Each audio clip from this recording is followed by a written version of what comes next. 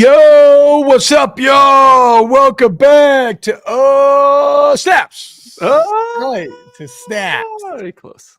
I'm not crazy, Aaron. We are youtube.com/snaps. Yeah, okay, perfect. Yep, Yeah. there you go. There Snap you go. 50 underscore, not 50 snaps. What's up, though? What's happening? Hope everybody's having a great day. We are back live. Of course, we did record an episode Sunday night, my last night in Orlando, and then I drove 12 hours in the car yesterday with 3 kids, 6 and younger. We made it. I slept so good last night, Aaron, that I pissed myself almost in my bed. Nice. Like I was having just the best sleep of my life. Next thing you know, in my dream, I'm sure peeing. You sure it wasn't a wet dream? No, well, I mean, I guess or did you pee? technically, so in my dream, I'm taking a piss and it felt so good. And I wake up and I'm laying there, dick in hand, and I had started to pee a little bit. But thanks to my extensive Kegel work over the last few years, I immediately cut that off. I went to the bathroom and I took a very long piss. Oh, great. Love that. Then the best part about it is I look at the clock. It's only 3:30 a.m. I've got an hour and a half left to sleep. So I let myself sleep in till 5 this morning. I mean, what a great night. I'm feeling recharged. I'm feeling great. And again, guys, I don't want to be misconstrued here. It was not a bad peeing dream. It felt incredible. I was just shocked that I was so comfortable that I was actually just about to piss myself. Granted, I caught myself right at the last minute. I'm TBob. Were you aimed at away or towards your wife? Okay. No, I was on my back, so it was just aimed like straight up, like at the, just like at the blanket, basically. I don't know if I've ever had that happen. So I never had either. I've never had that. I used to have a bit of a problem in college with getting too inebriated and having that happen. And it's happened maybe a couple times in my adult life, but this was not that. I was just like super. I had a buddy of mine who he would get hammered, and for some reason when he was blackout drunk, he'd wake up and he would pee in closets. Yeah, I've done that. Weird too. Yeah. I know it's not good. It's always a bad feeling. You wake up and you're like, oh my God, what the fuck, dude? God damn it, the Jordans again. Actually, that's how I ruined my original Snaps hoodie.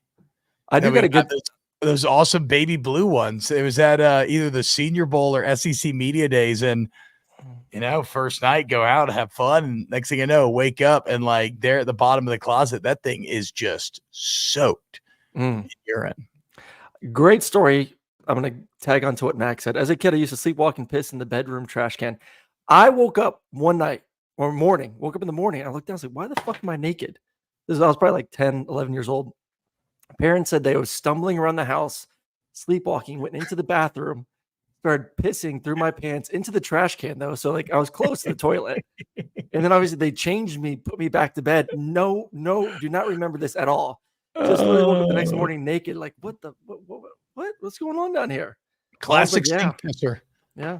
I used to and I've never told my parents this. I wonder if they ever knew. Nobody ever confronted me about it. I went through a stretch. I don't know how old I was. I had very vague memories of this. But I went through a stretch where I'd wake up and in the morning I would piss in the trash can in the laundry room. Fully awake. No idea why. William Anthony says, who in here is a sink pisser? What the fuck? Bro, what? You can't fucking piss in the sink? You brush your teeth in the sink. You wash your hands in the sink. What the fuck are we talking about, William? You can't be pissing in the sink. That's crazy. Pissing outside? Sure. Absolutely. Yes. Piss anywhere, but you can't piss in the sink. My wife gets so mad at me when I pee outside. And then I think mostly because now my son likes to go outside and pee. Maddox does. Well, I can't help it. It is generational. It's how I was raised. Almost every time we would get home, instead of going inside, my dad would step out of the car and just piss in the yard. Thank you. I do it every time I get to my parents' house. At like hour and a half drive. As soon as I get out, they're in the woods or at the lake. I want to pee outside. It feels good outside. We're out of the city. Yeah. I did. Last night, hour left of the 12-hour journey. I'm just like, oh fuck, I gotta piss. And so I take my dick and I jam it between my thighs, squeeze. And so for an hour, I'm just squeezing the life out of it. Just like, got it in a fucking chokehold. And by the time we get home, I am vibrating with the and so yeah, I hopped out the car and immediately just sprinted, popped open the little fence to the backyard to the neighbors. But yeah, oh my God, one of the best pisses I've ever taken in my entire life. I apologize, guys. I didn't mean for the show to start this way, but here we are. And the classic saying, you can't put the piss back in the dick. So we're just gonna have to deal with it now. Kyle Downey says pissing in the sink, might as well piss in the tub. I mean, yeah, peeing in the tub, shower, whatever. That's fine. That's whatever. You can't pee in the sink. I've never heard of that. That's crazy. That's crazy. Fawn says my 5-year-old son asks me all the time, we get home, can I pee outside? I say, sure, why not? Hell yeah. Absolutely. It's fine. All right, so it is Tuesday. I'm TBob Bear. He's Aaron Murray. This is Snaps. Please, guys, like and subscribe to the channel. If you're listening on podcast, you can always rate it and review it. That's a great, free, easy way to check it out. And if you're listening on Twitter, why don't you hop over and sub to the channel? Ooh, 26.5K subs, guys. Moving to 27. Let's go. Can we get to 30 by the end of the year? Is that the goal here, Aaron? Yes, that'd be nice. I'm going to get 30 by the end of the year, guys. And in the football season. Yeah, in the football season. Yeah. You're talking pre-playoffs? No, that's not. No, we're post-playoffs. Yeah. Okay. Let's see if we can get back.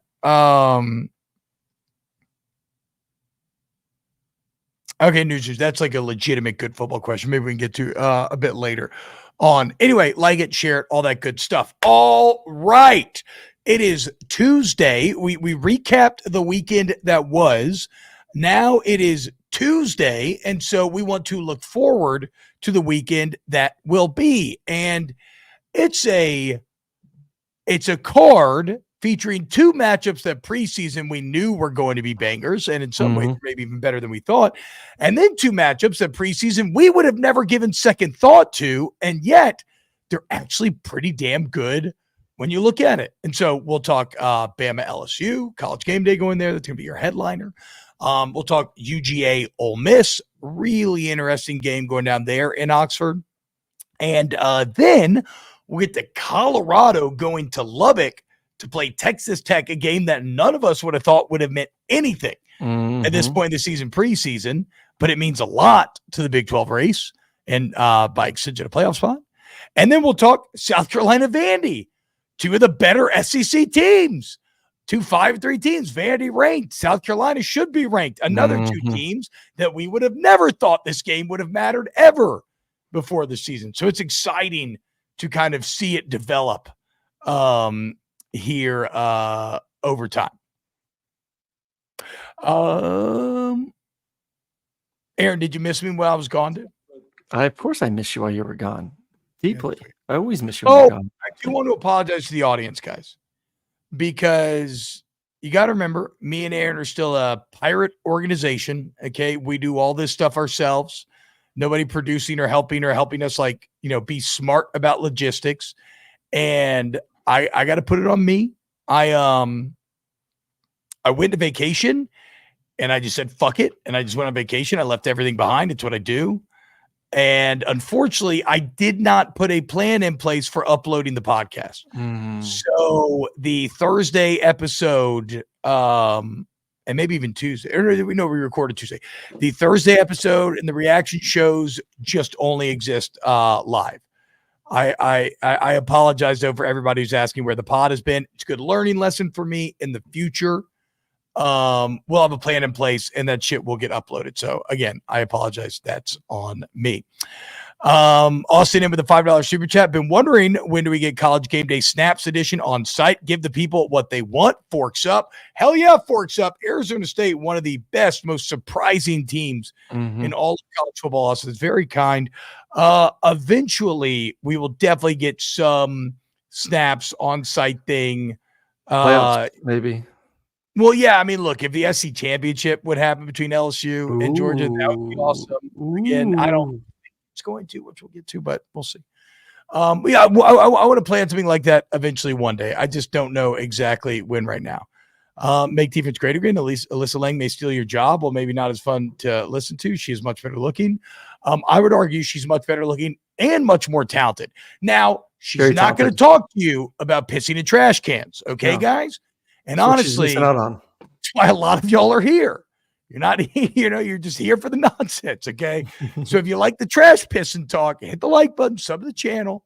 If you want actual professional coverage, sub to Alyssa Lang and all of her various outlets with content. All right. You want to go ahead and get started, Aaron? God, let's get started. My throat is struggling. Come on, baby. Push through. You grab a water bottle real quick, Aaron. Talk. All right. I'm going to get into it. So let's go. We'll go LSU, Alabama first before we'll give TBob and them Tigers a little love. So LSU, Alabama on the road against them Tigers, night game, Death Valley. I'll give you the floor first, TBob, because it is your team. Go first. I would say this. Okay. And unfortunately, I need to do some stupid ass meeting here. So it took away all my film time that I wanted to do before today's show on this game.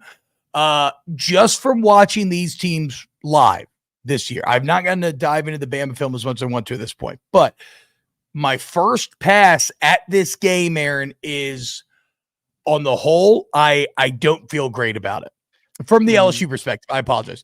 And I'm going to say that there are three main elements in play here for my opinion. First, I know this is not Nick Saban's Alabama, but I think there is absolutely a brand element here that I am struggling with, right? Because for 15 years, or let's just say 10, 12, whatever, however long I've been done playing, I worked myself into a tizzy for this game, and it just a bloodlust fervor, and I convinced myself, okay, LSU Jackson, and it's go crazy, and then it almost never goes well for LSU, or it hasn't here in the past 15 years, right? It almost never has. It's always been very disappointing, and I'm not even talking like close losses. Like a lot of times at the end of the Saban era, it was like you get all pumped up for a game, you might lose like 29-0. Like one of the game day games was 29-0. And so even though I know it's not the same, like that is hard to shake, right? Yeah. I think the second element that is a bit hard to shake, it's classic, what have you done for me lately? The last time I saw LSU play, that second half collapse was one of the worst that you will ever see. And the last time you saw Alabama play, it was their best game of the entire season, beating Mizzou 34-0. And then the third element of this game, Aaron, I would say is that I don't know that I feel that LSU is particularly well suited to stopping where Alabama's strong, but maybe more especially to exploiting where Alabama's weak. And the ultimate example of that would be Alabama actually does not have a good run defense. It is the thing that has got them into the most trouble this year. If we look at the common elements in their losses and or close games, that is something that has reared its head. However, LSU is dead last in the SEC in rush yards. And as we'll get to, now Garrett Dellinger's out for this game. So he was your best run blocker. He's a guard, the most important position of running the ball. Like, it ain't going to get any better. And so what I'm really latching on to is simply Death Valley at night. Yep. Because otherwise, I don't love this matchup when I just sit down and think about it. See, I'm complete opposite of you. Like as I go through, give me the outsider here, someone who hasn't been bent over. Actually, I had been bent over against Bama. Like obviously, Georgia's only team they lose to is Alabama. So when I look at the position by position, let's just break it down that way for a quick second. Quarterback advantage, both very different. I still rank Nussmeier a little bit ahead of Jalen based on this year's performance. Running back position, advantage Alabama. Offensive line, I'd give advantage to LSU. Receivers, tight ends, major advantage to LSU. So overall, I say LSU is a better offense than Alabama. Defensively, secondary, both not great. Front seven, maybe a little bit of edge because of the way Weeks is playing. Maybe a little bit of edge to LSU. Am I wrong in any of these breakdowns? What position am I wrong on? I think LSU's from top to bottom the better football team. I just think at the end of the day, if Milroe's healthy and he looks the way he did versus Georgia, that's the game changer. Alabama has to have Jalen playing Heisman-like football to win. And I think LSU is enough around Nussmeier to where as long as he doesn't just start throwing picks left and right like he did versus A&M, which A&M's defense is better than Alabama's defense, I think LSU wins this football game. I think LSU is better roster right now. I think the problem is the exercise that you just did. I felt the same way about Texas A&M, right? We played that exact game. Once again, A&M had the advantage of they were not prepared to face that quarterback. Yeah, it would have been completely different. Completely different. I still stand by it. If LSU prepared half the week for a dual threat quarterback, the second half would have been different. I don't know if they would have won or not or whatever, but you go in against a one quarterback that's going to send the pocket and throw it. He gets benched, and all of a sudden you have a guy that you are not ready to prepare for the zone read at all. Guess what? You've had now 2 weeks to figure out how to stop Jalen Milroe running the football. 2 weeks. It's a big difference than all of a sudden just getting thrown in your face. Yeah, that I agree. 2 weeks. How do you, because when I look at LSU defending dual threat quarterbacks, it has been a mixed bag. Yep. Like Marcel Reed was god awful, but at the same time, like Aaron said, it was a bit of a unexpected curveball, and it comes with like, oh, let's gift him a short field every time he touches the ball. So it was like a perfect storm of really A&M. And again, you know me, A&M made that happen in my opinion, but it was still a perfect storm to set Marcel Reed up for extreme success. But also Lenore Sellers was doing pretty damn good against LSU. Yep. Now, this is an earlier version of that defense, not quite as good, but if Lenore Sellers does not get hurt in that South Carolina game, South Carolina wins that game, they're in the playoff conversation right now, and they're probably top 15 in the entire country. Agree with that. Then again, even though Taylor Green probably did a bit better than the stat said in that Arkansas game, by game's end, they did a good example of stopping Taylor Green. LSU did. So, like, it kind of depends. Like, okay, what LSU defense are you going to get? And I will say this. But I don't think they need to be dominant, though. Like, I don't think you need to go out there and say, you know, we have to hold them to, you know, 100 yards, under 100 yards rushing. I still think, to me, there is more of a gap of LSU's passing attack going against Alabama's secondary, which we've illustrated this entire season. Those guys on the back end are very green. Guys get open. Going against what I would consider probably the best passing attack in the SEC. I think there's a bigger issue for Alabama's secondary going against LSU's Alabama's secondary attack. Bad, though? When have they looked bad? Multiple times this year. Multiple times. I mean, I think about Georgia, but when Tennessee, they got lucky because Nico was just off, but receivers were wide open down the field. Wide open down the field. Yeah, I guess I just like okay, because I was looking like Lenore Sellers was 23 of 31 for 238, 2 touchdowns. On the road in Tuscaloosa. Yeah. Does his ability to run the ball change any of that? I don't know. Okay. Nico threw for 200 yards and he missed about 4 receivers down the field that were open. I mean, I remember talking about that. Like, at Tennessee could have thrown for 400 yards if he would have been more accurate that football game. I mean, guys were 5 yards past the DBs. So yes, I'll stand by it. I do not think Alabama's secondary is very good. Do you think? Okay, see, so that's maybe where I'm off. Is that I still think I was thinking Alabama's secondary is pretty good. No. The only time they struggle is when a team runs the ball very well and they're able to kind of scheme him up, a la how Vanderbilt did for like some big plays, and or Lenore Sellers in South Carolina. But no, you're saying, I mean, even Tennessee, right? I mean, obviously Dylan Sampson is the heart and soul of that offense. So you think LSU, knowing that LSU is going to mainly pass the ball, you think they have a wide advantage, even with Alabama knowing that ahead of this game in that regard? Yes, I do. Okay. Major advantage. And listen, Missouri's backup quarterback is god-awful. God-awful. You cannot judge Alabama on that football game at all. Yeah. Maybe from like a confidence standpoint, like, oh man, we're pretty good, but Missouri's backup quarterback should not be playing D1 football. Yeah, Pine, you're not even giving him D1 status? No, not D1. No. Pine should be riding the Pine. I would not put him anywhere in college football playing. The OG 7240 Club, hell of a name, says LSU can't stop the run. Impossible to beat Bama not stopping the run. LSU's built to play. That I would disagree with, because if you look at LSU, they played Ole Miss, one of the top rushing teams in the entire conference. They stopped them there. And by extension stopped Jackson Dart.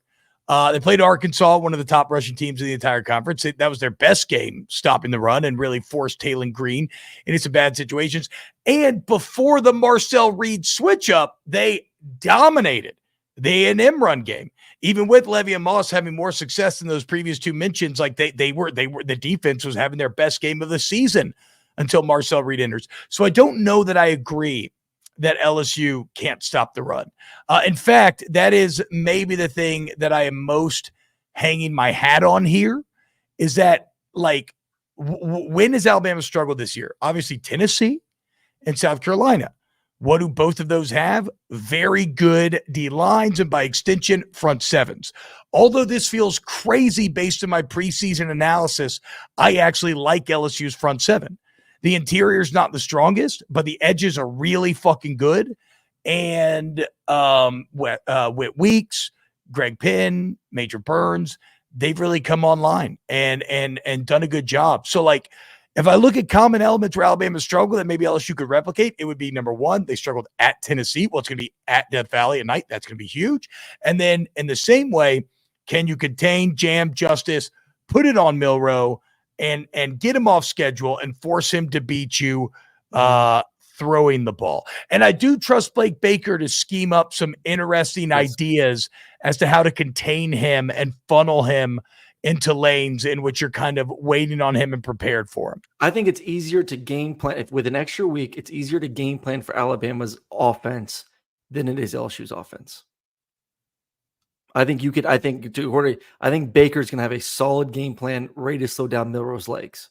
But if Milroe goes off, that's true though, with such a one-dimensional LSU offense, because they really can't run the ball. I mean, I don't know. At times they can't. I just think that there's so many options from a playmaker standpoint on the outside that it's not like it's Nussmeier and one receiver. No, it's Nussmeier. There's three talented receivers plus a talented tight end. There's just a lot that you can't double or just say we're gonna just focus on this side of the offense. Like, no, LSU can beat you from one side to the other at any given play, outside, inside, tight end. So while they may not be able to consistently run the football, it comes down to two things. If LSU wins the football game, it's because Garrett Nussmeier, as long as he takes care of the football, I think they'll score points. And then for Alabama, if Jalen is healthy and he looks like the elite athlete like he did in the first half versus Georgia, then I do think that is a problem if Alabama does commit to the run. Well, I mean, Jalen Milroe, now granted, I think LSU had the worst defensive gameplay I've ever seen last year, but Jalen Milroe dominated this game with his legs last year. And Marcel Reed dominated LSU with his legs last year, had them completely frozen. But to your point, Aaron, there is a direct learning lesson for this staff and this defense to really, like, hammer on, okay, we got to be ready this week. Mm-hmm. My concern is the Garrett Dellinger injury. So for those that don't know, Garrett Dellinger is LSU's left guard. He's played in 40 games. He started 31. It's his fourth year starting. He got a high ankle sprain against Texas A&M early on in that game. It definitely played an element in that game. I'm always someone who's thought that the most important position to running the ball is guard. And you're replacing him with a true freshman in Paul Mabinga, who isn't even actually your sixth guy. He's your seventh guy because your sixth guy got hurt in Tyree Adams. That's a big step down, dude. And that isn't – so it's like, again, this LSU team, when they're at their best, it's when Garrett Nussmeier's just doing incredible things. Yep. And I feel bad, Aaron. Maybe you can speak to this. Like, we talked about him having to stand on his head a bit. I feel like going into this game, that is going to be even more so than normal, because I really don't know how you're going to find success running the ball when you lose your best run blocker and replace him with a freshman. Yeah. And so, like, good luck, Nuss. Mm-hmm. You better be locked in and ready to make some fucking plays, because you're going to have to. Besides the second half of the game last week, he hasn't played like a lot of bad moments.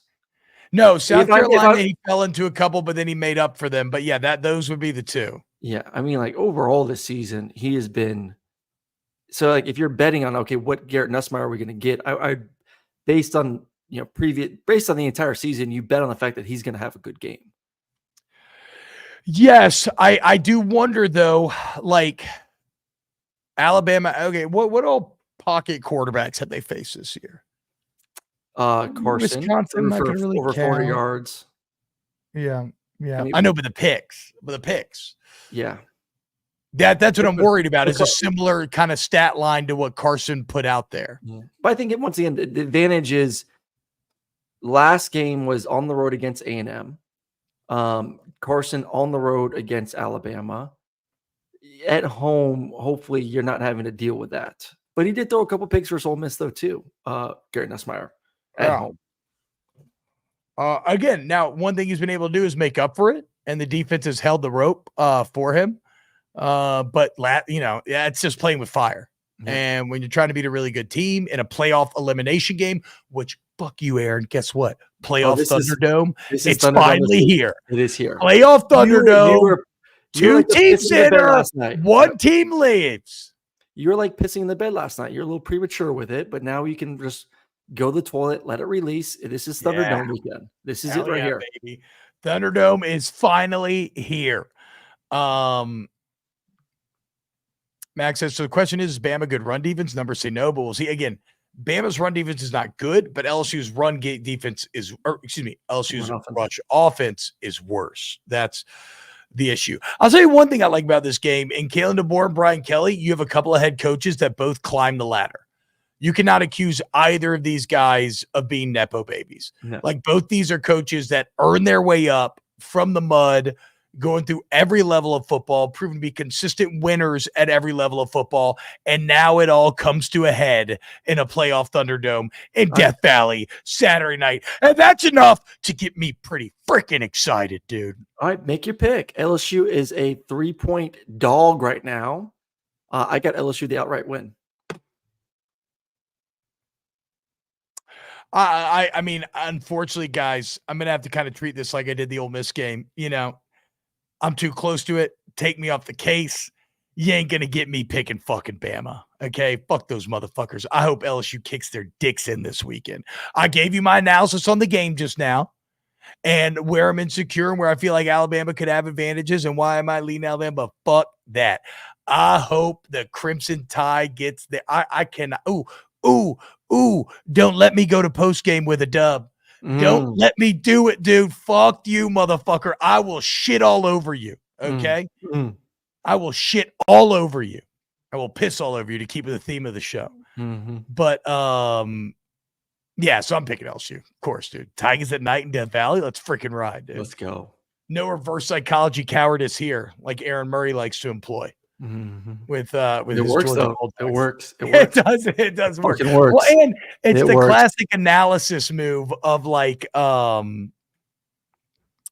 it's the classic analyst move of like, if your team loses, you're like, well, yes, I was objective and I told you that I thought they would. Yeah. And if they win, you're like, I don't care that they won. Like, I don't care that I was wrong. My team won. That feels great, dude. Huh? All right. Next game on the list, your Georgia Bulldogs against the Ole Miss Rebels. Ole Miss coming off of a very good game, Aaron. They're the first time in which that offense really showed up in a Power 4 game.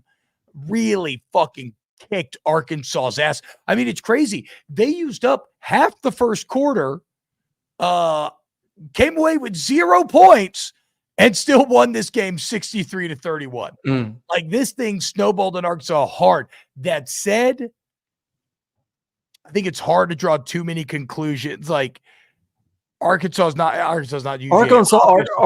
Arkansas secondary. I've had them twice this year. Yes, that's what I'm saying. It was not a good matchup for them. Like, that was a major weakness for Arkansas. And then Ole Miss, even without Trey, their strength is throwing the football. It did not match up well. I thought of you the whole time watching it because I'm like, Aaron, this is right. This is a bad matchup. Aaron told us, like, the secondary is terrible.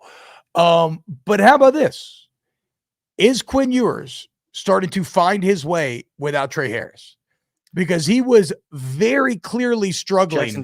Jackson Dart. What I say, Quinn Ewers? You did. He was very clearly struggling when Trey Harris was out. And like Trey Harris had an absurd amount of targets. And maybe this is something you can speak to. Like, even though there were some growing pains, is it arguably maybe now what's Harris's status for this week, actually? I think they keep saying game time decision for, I feel like, the past 2 weeks. So I think they were, if I was them, I would hold them off until this game. And if I wanted to go full-time spin here, then Posey, Ole Miss spin. But has Jackson played bad though, really, like this season? It's not been this good, but it hasn't been bad either. I mean, Oklahoma is 22 of 30, 311, 1 touchdown. You know, LSU probably was his worst game, but they're on the road. Game. At South Carolina, he played a decent game, 285, no touchdowns, no pick, but that's a great defense on the road. Kentucky played well. And then obviously the start of the season was magnificent. So like he said, it just felt like to me, he doesn't turn the ball over, but sometimes he can feel a little ineffective this season. Yes. And it felt like he was really You're without the best receiver in the SEC. Of course your game's going to go down. But what I'm saying is, but now he's kind of seems like the last couple of games he started to find his way. Versus he goes down the second half against LSU and they can't move the ball at all. I agree with that. But like now, okay, Watkins popped off last game. Daquan Wright, for all my talk of Prescorn, Daquan Wright seems to be emerging at tight end as a guy to rely on. It just feels like Jackson, and now so it's like, Aaron, because is it ever a negative when you have one weapon that is so dumb? Can you ever overly rely on that guy is my question. Because it feels like he did. Now he's found his way without him. And maybe Jackson Dart's better in the end because he worked some of these other guys. And now if he gets Harris back, well, it's even more dangerous. Well, I mean, you get Harris back, then you have Harris, Watkins, Daquan, Juice Wells, Prescorn. I mean, holy shit, just go 5 wide and just find your one-on-one matchup and then go from there. So I think as an offense as a whole, yeah, you're better with that. And I'll go back to like my freshman year. AJ Green was out the first 4 games of the season. Depressing as hell, suspended for the first 4 games. But guess what? It made me get used to throwing to guys like Tavares King and a bunch of other ones. And all of a sudden AJ came back into the lineup and then we were off to the races. We started off like 1-4. And then after that, we won like 6 of the next 7 games or whatever other games we had left. And really the offense started to really grow up because then you put AJ back in it. Everyone's focusing, AJ's back. They're just going to throw to AJ. He's going to get his touches, but now I feel good throwing to the other guys as well. Yeah. So as a whole, this offense is really damn good. This football team. That's a real thing, though, developing that trust with those 100%. Other guys in Trey Harris's absence. Well, and developing their confidence too. Yeah. I think it's a big thing. Because a lot of those guys kind of get put into the backlight of like, this is the Trey Harris show. This is the Trey. It's AJ Green show. Like, we're just the side piece. And all of a sudden you build their confidence. They start going out there playing like an level like, hey, dude, we can ball out too. Like, hey, man, hey, Jackson, I just got 5 touchdowns for you last week. Like, you see me one-on-one, let me go out there and eat a little bit too.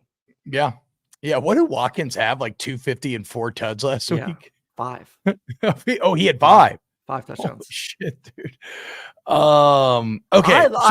So like you look at Ole Miss football team, elite receivers, really good quarterback, my number 2 quarterback in the SEC. Running game's a little suspect, but I think they're okay there. I think a really good defense, really good front 7. Bro, when that defense is the locked offensive line's an issue. Yes. The offensive line remains a problem. The defense can be a bit feast or famine at times, but fuck me, when they are locked in, they beat quarterbacks up, dude. Mm-hmm. Like when they're locked in, that is one of the better defenses in the entire country, you could even maybe say, which is crazy. But yeah, man, between Nolan, Uman Mielen, Jared Ivey, Perkins, like they get after the quarterback. They beat the shit out of Taylor Green. Yep. That looked painful to watch. So the issue with Ole Miss comes down to, can they run the football? Can you take some pressure? Can you get Georgia at a 2 high safeties? Because you go back to the Kentucky game, they couldn't run it for shit. I mean, that was an issue. Like Kentucky's front shut them down and made them one-dimensional. Then obviously, too, Kentucky just ate up the clock. What was that the game? Kentucky had like 40 minutes of possession time. Yeah. Georgia, obviously, everyone's like, Georgia, they have a bad offense line. Texas's offense line was overrated. Georgia's going to do the same thing that they did to Texas. And I was like, hold your brakes a little bit. Quinn Ewers is a statue. it's a lot easier for a defense lineman to tee off on Quinn Ewers because he ain't going to move. It's a little bit different teeing off on Jackson Dart because he can run the football. He is mobile. So you're going to be a little bit more hesitant from a defense line perspective and from a blitz perspective as well too. Plus, I think Ole Miss in the receiving standpoint is more talented than Texas as well. More options, more ability to win some one-on-ones on the outside if you do want to bring some pressure. So I don't think you can just say, oh, we're going to go with the same game plan that we did against Texas against Jackson Dart and Ole Miss. Yeah. I agree. I mean, that's the big difference between Dart and Ewers. Let's look at it from the Georgia perspective real quick. What to make, dude? Ole Miss is the number 3 scoring defense in the SEC. I know. That's the shitty part about Ole Miss's beginning of the schedule is I don't think it helped them, and I don't think it helps us. Like, I think in the conference are still 3 though too, just versus conference. Oh, just conference play. Okay, that's impressive. So I was going to say sometimes I always feel like I have to filter stats with Ole Miss to really find the truth of it. So that's impressive. Still versus conference are 3. Yep. I still think though that the Ole Miss beginning of the schedule hurt them badly. Not being in any sort of fight, not really challenging yourself. Like they were not ready the first time they got punched in the mouth. Now you've seen them grow. You've seen Ole Miss grow. You've seen them get markedly better since suffering a couple of haymakers. And now it's a question of can they finish it? What to make of the Georgia Bulldogs, though? A team that only feels as flawed as they do in some respects because they're getting judged against the perfection of the past, right? So in some ways, you're like, this Georgia team is not good. I mean, they're kind of middle of the pack statistically at almost everything. You don't feel like you think about Georgia this year. There's no one thing that jumps off. You're like, oh shit, this is what they do. This is what they do. You're like, they're solid everywhere. But Aaron, they had one great game against Texas. Yeah, but that my point is like, it's like, so I feel like, okay, Georgia's pretty fallible. I mean, even Florida, but then they're 48-0 against teams not named Alabama, right? Like that stat is impossible to escape from. And so they are maybe the most maddening team in the entire country to evaluate because the second it feels like you give yourself over to doubting them, there's just a fear in the back of your head that they're going to come out, they're going to be locked in, and they're going to fucking kick ass that weekend. Yes. Exactly what they did against Texas, right? Because I'm leaning Ole Miss here. But I'm worried that Kirby's going to throw it in my face Saturday night once again. I do worry. This is a game, as always, it's all about matchups. Where's your weakness against their strength? Georgia's strength defensively is their front seven. Ole Miss's weakness, big time, has been their offensive line. Yeah, I do worry that even though you can't get after him, like I talked about, like he's Quinn Ewers, like standing like a statue in the back, you're still going to be able to dominate the lines of scrimmage. Why has Ole Miss struggled to beat Georgia in years past? Because they haven't won the line of scrimmage. They improved defensively this year, but what cost them from even being competitive a year ago against Georgia and Athens? That Georgia whooped them up front on the defensive side of the football. Yeah. That has not changed. That has not changed at all. Wasn't better Georgia defensive front seven last year? Nope. I would say this year's Georgia's front seven is better than it was last year's front seven. Why are the stats worse then? They've been banged up.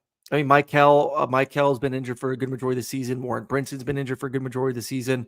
Both those guys were healthy versus Texas, and you saw how good that defensive line could be. Yeah. You got Michael, you got Jalen, you got Warren, you got Stackhouse. They have not played together as a unit, but like for a couple games this year, when they did, a la Texas, you saw how good they are up front. They're all back now.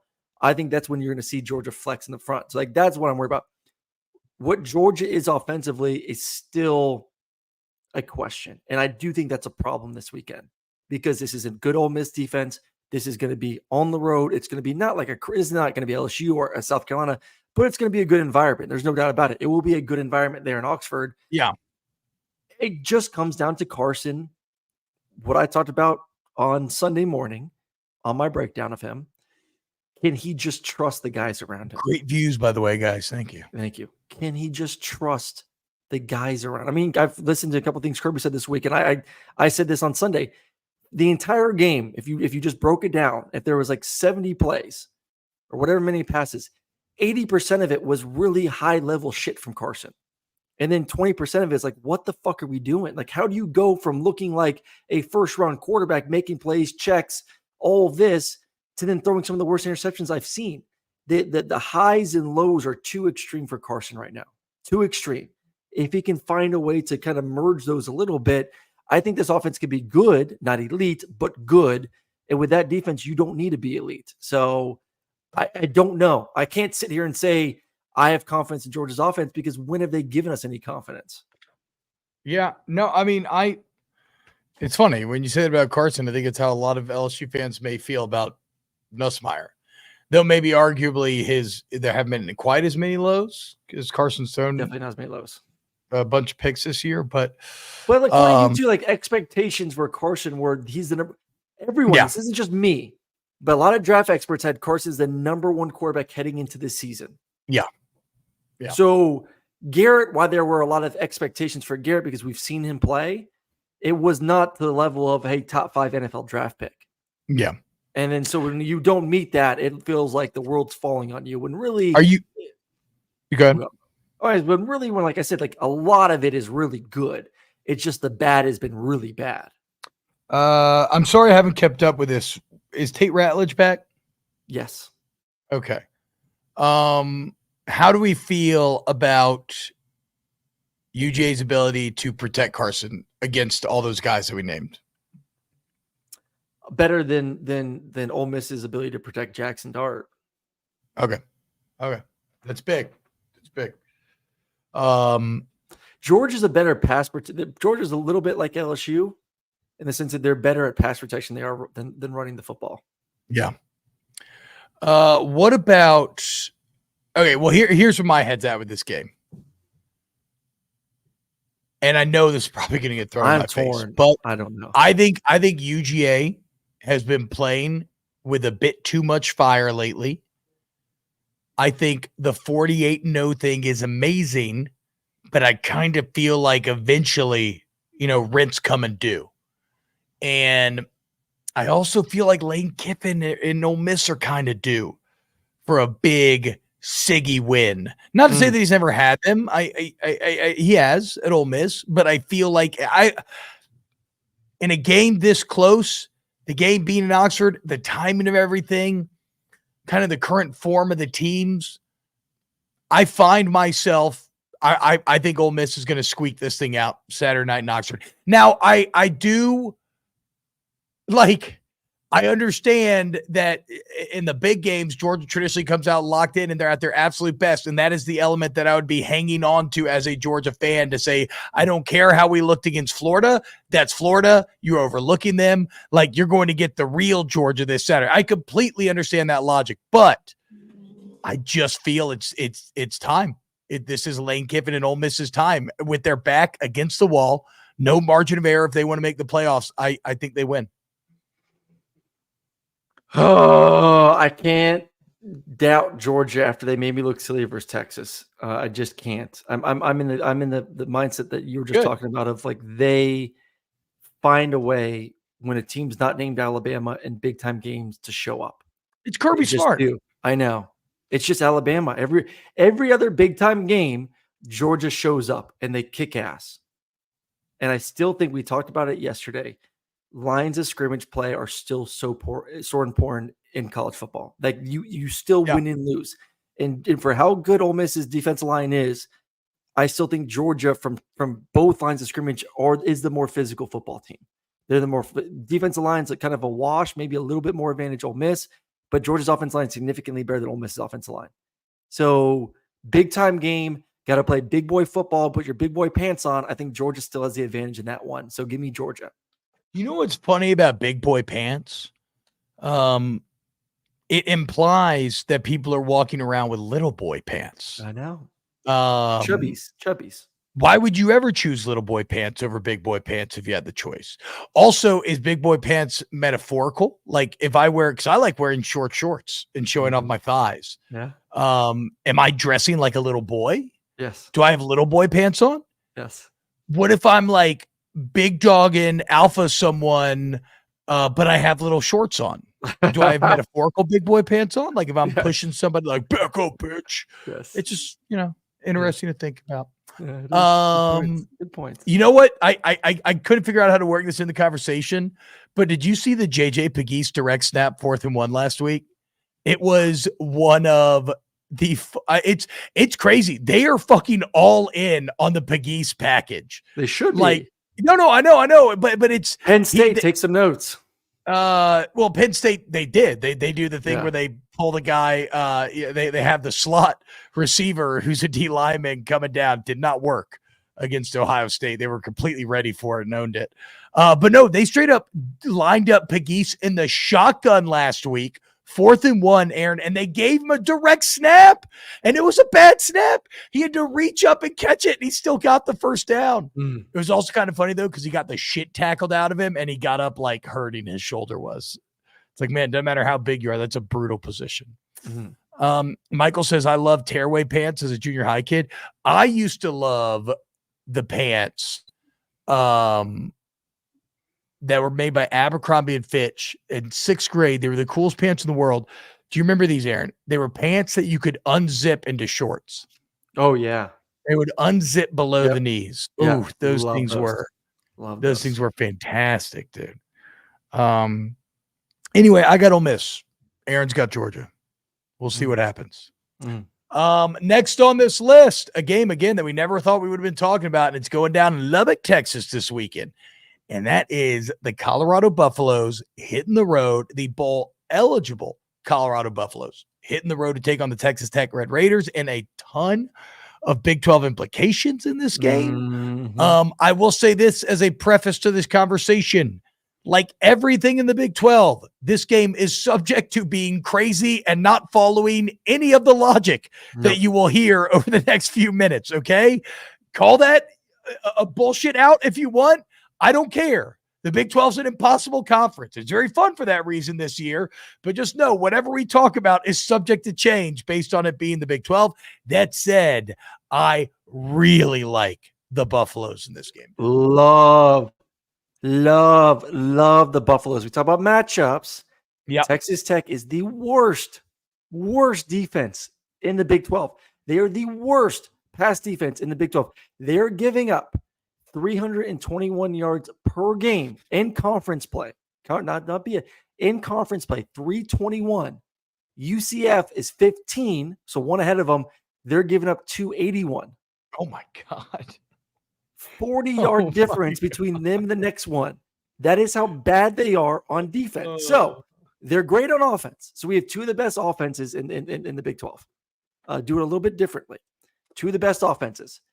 But then defensively, you have the worst defense, and it's not Colorado. It is Texas Tech, the worst defense against Colorado, who's actually been pretty good this year on defense. So Aaron, this is the kind of crazy thing. I went down the exact same path in researching this game that you've gone down here, where I start to look stuff up and I'm like, oh shit. I'm like, God, Texas Tech's defense is fucking awful. I'm like, how do I feel about Colorado's defense? Then you look, okay, they're 6th in the Big 12 in scoring. They only give up 22 points a game. That's really good. Then, you know me, I love stop rate, which is the percentage of a time the opponent touches the ball, what percentage of times it ended a score. Very easy. Colorado is 16th in the country in stop rate. Only 27.8% of the time when the opponent touches the ball do they score. Just for reference, this ranks ahead. I'm just going to name some of the big names this ranks ahead of. Iowa, Penn State, Nebraska, UGA, Mizzou, Michigan, LSU. Like, Colorado's defense is objectively good. Now, they're not going to look dominant this game because while Texas Tech is last in points allowed, they're first in scoring in the Big 12. And they run the ball really fucking good. Like, no matter when they win or lose, it's never been the offense's fault, and it's never been Taj Brooks' fault. The running back for Texas Tech, Taj Brooks, 130 yards a game, 25 carries a game, 5-yard average, 10 tuds. He's a beast. So I don't think Colorado's defense is going to necessarily feel dominant on the other side of this game, but it's actually a good defense. Yeah, it actually is. And that's crazy considering what we thought before the season. Another interesting stat on this one too. We worry about obviously Colorado and protecting Shedeur. Like that's been the big issue for 2 years. They've been a little bit better than this year than they were a year ago, but still not great. But they're facing the last ranked team when it comes to sacks in the Big 12 too. Yeah, there it is. Texas Tech only has 11 sacks on the season. That's it. 11 sacks on the season. They can't stop the pass. They can't get after the quarterback. That's a problem against Colorado coming off a bye with what I would say is a lot of energy, knowing that, boys, you look at the standings, they have an opportunity to go to the Big 12 championship and go to the playoffs. Well, you win this game and you don't play Iowa State this year. What you would gain was a tiebreaker over them if Colorado wins, because you would have a win over a common opponent. Yep. Because you're not going to have head-to-head if you both but end then up. How would it work if Iowa State beats? Well, Iowa State would have the overall record. Iowa State would still need to lose a little more. Oh, wait. So overall record is a tiebreaker before common opponents? I thought it was head-to-head than common opponents. Right? Why would you not go overall? That would honor bullshit out of conference scheduling if that was the case. I would hope that's not the case. But they should be decided head than conference opponents. If we're talking to go to a conference championship, if Iowa State wins out, though, they would have beat Kansas State, who Kansas State beat Colorado. So that's a common opponent that's in favor of. So then they need to win this then to bring that even and go to whatever the third tiebreaker is, right? And we could go crazy over it. What do you mean third? What's the second one then? It should be, if you're going to go. I think it's head-to-head first, then common opponent, then I'm not sure. Probably overall record. No, that'd be so fucking stupid. We're trying to figure out who gets into the Big 12 championship. I don't give a shit if you beat Mercer or some bullshit like that. I don't know. That seems crazy to me. I don't want overall record to factor in. Not when there's no out of conference, like standards for scheduling. Well, you look that up. Compared based on win percentage against all common conference opponents. Okay. So I guess you have to look and see what the records of the other opponents would be.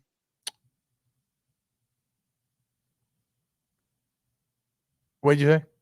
I'm trying to parse the language exactly. Read it to me exactly. The tied teams will be compared based on win percentage against all common conference opponents.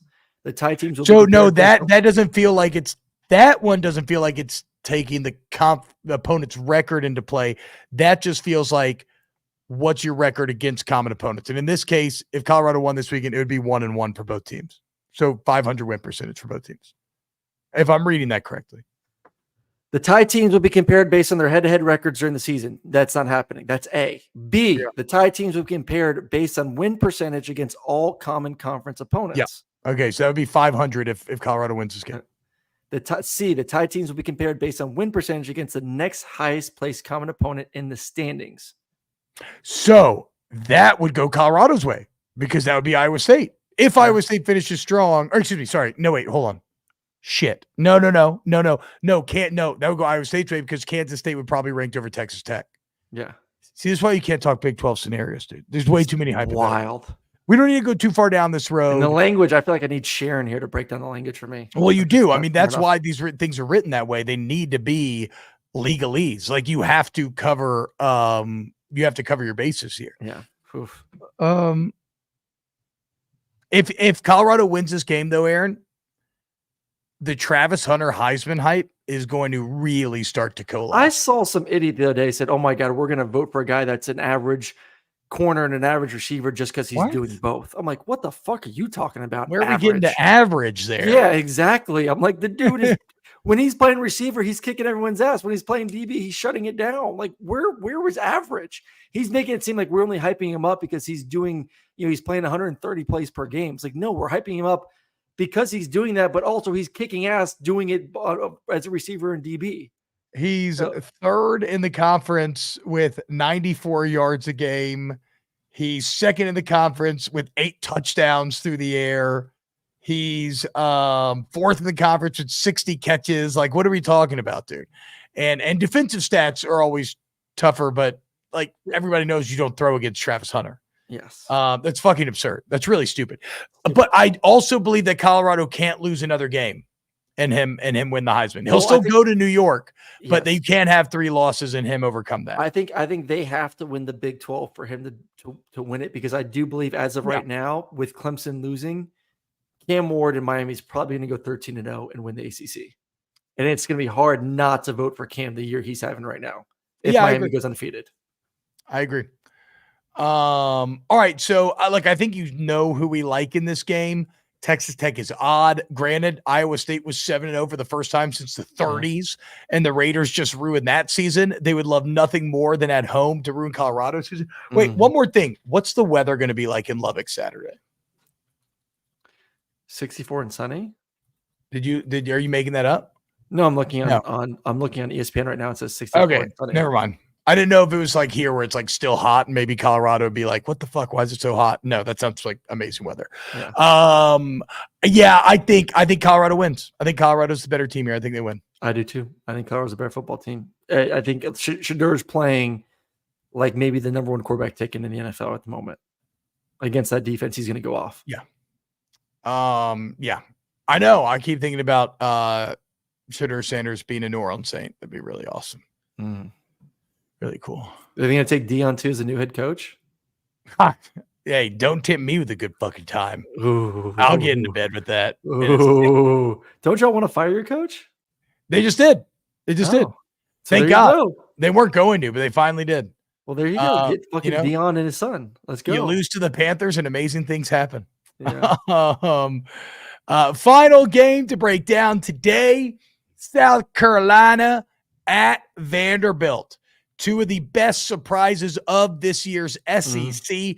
Two teams that we believe should be ranked. Shout out Vanderbilt, who they tried to kick out the rankings and they climbed right back in.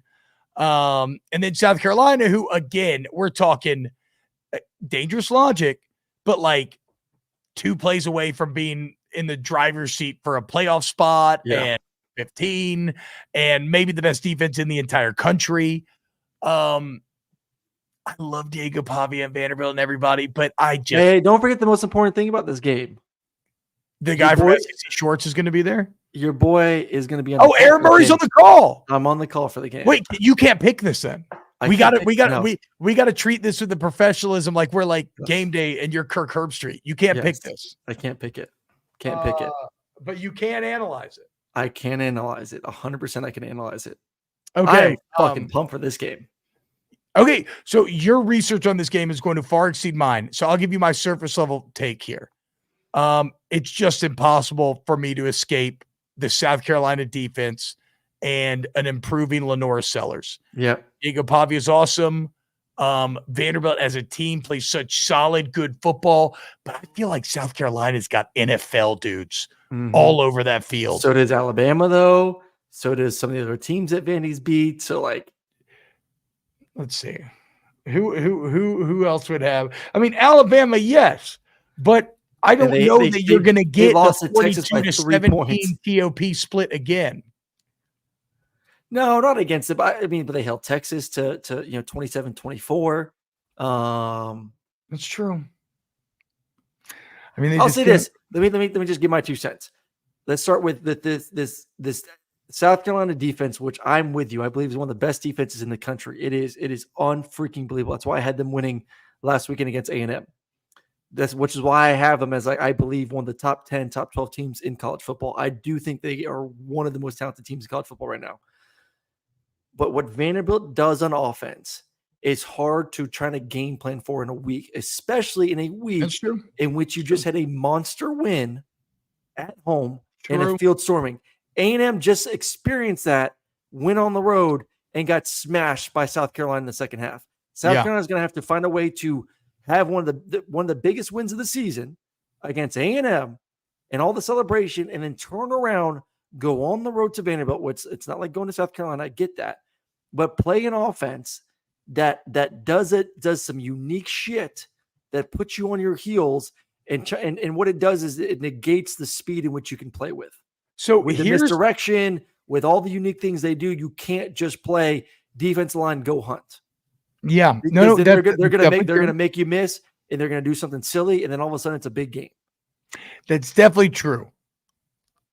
One element of this game, though, Aaron, is the lows for Vanderbilt this year. And granted, they were early on. Like, this is a team that has continued to ascend and get better and better.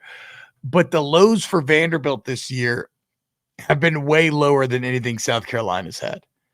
I mean, losing to Mizzou at the time didn't feel bad, but it continues to feel worse and worse and worse. Like, I think Vanderbilt's a better team than Mizzou. Yeah. Losing to Georgia State at this point feels unfathomable for this version of this Vanderbilt team.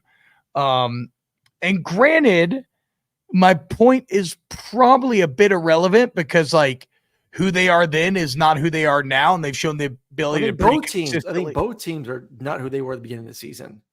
Exactly, but South Carolina's low moments are, well, I guess Old Dominion significantly better. Yeah, exactly. It's like barely losing to a really good Ole Miss team, barely losing to Alabama on the road. They've had one bad game this year. Yeah, they've had one bad game against Ole Miss.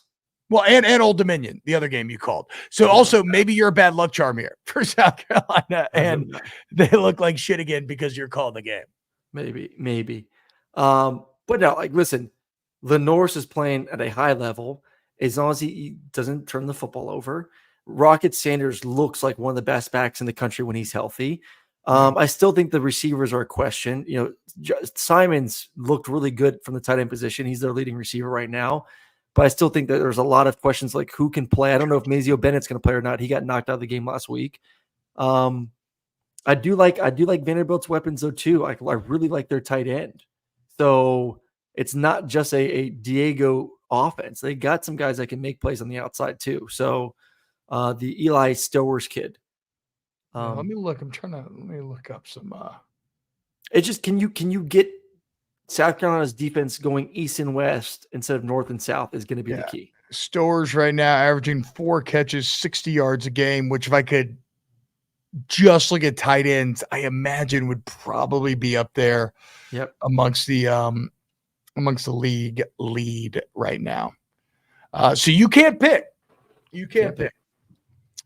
My overall feeling on this game is first and foremost, I absolutely love that this is a game that has so much interest, and it's completely representative of what a fun, extreme year of college football this has been.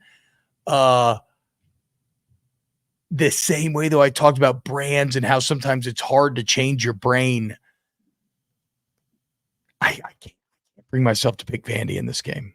I'm going South Carolina to get it done on the road because that defense and an improving Lenore Sellers. Though, you know, Clark Lee's made me eat shit multiple times this year. And, you know, maybe Diego Pavia and Clark Lee have another heaping helping for me to feast on come our recap show. But I will go South Carolina here. Because again, I feel like Vandy's a really good college football team, a top 25 team, and a team that is one of the better stories in all of college football. I feel like South Carolina is almost like a pseudo national title contender. Like they could have been a playoff, you know, really could have been a playoff team. Depending on how the season ends though too, like if South Carolina gets to 9-3 with how well they're playing, still no. Yeah, I don't think you can get in at 3 losses. Maybe we're wrong, right? We got to see this thing play out. Like I don't trust me as like saying that and being like, yeah, he's absolutely right. No, maybe we're wrong there. I don't think anybody's getting in with 3 losses. I think it's gonna be tough because if Notre Dame goes 11-1, I think Notre Dame's a kicker. They steal a spot. Obviously, a group of 5 steals a spot. Then there's only 10 spots left. You know, really only 6 spots left. Yeah. That's hard. And it looks like the Big Ten's gonna get 3 for sure. 3. Yeah, they're getting 3. Yeah. Oh, I know 4 with Indiana, maybe. Penn State, 4. They're gonna get 4. Yeah. Big Ten will get 4. Yeah. Penn State's gonna be in. They're gonna win out. Indiana's Ohio probably gonna be State, 11-1. Indiana, Ohio State, Oregon. So they get 4. So what is that? 2 spots for the SEC that isn't the SEC champion, and then you got the loser of the SEC championship, which means you're probably just gonna get. So sorry, a 3-loss team may get in if it's the loser of the SEC championship. Yes. A regular season 3-loss team, I do not believe will get in. No, Big Ten's just gobbling up some spots. Fucking Cignetti. Fucking Kurt Cignetti. All right. Great preview show of the weekend, guys. No show tomorrow. We'll be back on Thursday. What? Oh yeah. We're gonna do tonight. We're gonna do a playoff reaction show. So what's it gonna be like 7:38, something like that? Yeah, somewhere around there. Just quick. Just give our initial thoughts. Yeah.